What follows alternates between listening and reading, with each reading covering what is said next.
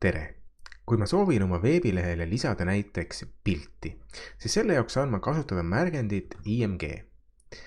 Märgendil on kaks kohustuslikku atribuuti, source ehk selle pildi asukoht ja alt ehk alternatiivtekst. Pildi asukoha määramisel on mõistlik kasutada relatiivset aadressi ehk näidata ära, kus asub see pilt sellesama dokumendi suhtes.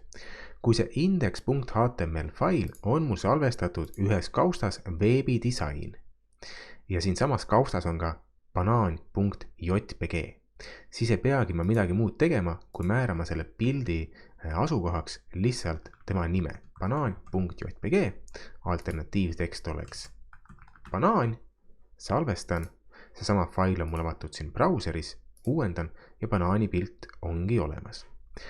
Kui aga näiteks see fail ei ole mul siin täpselt samas kaustas, vaid mul on loodud siia ka veel eraldi kaust pildid ja siin pildid all on näiteks pilt banaanid.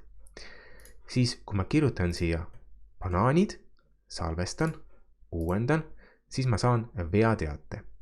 Mulle seda pilti ei kuvata, sellepärast et selles samas kaustas, kus asub index.html faili banaanid.jpg ei ole. Ehk siis ma pean kõigepealt ka määrama ära, kus kaustast on. Ma kirjutan siia kõigepealt selle kausta nime, pildid, kaldkriips ja siis fail banaanid.jpg. Salvestan, uuendan ja nüüd on banaanide fail olemas.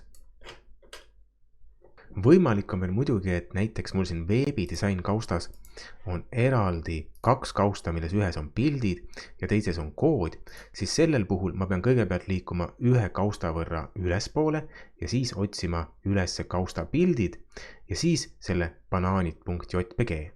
Sellistel puhkudel me saame kasutada kahte punkti,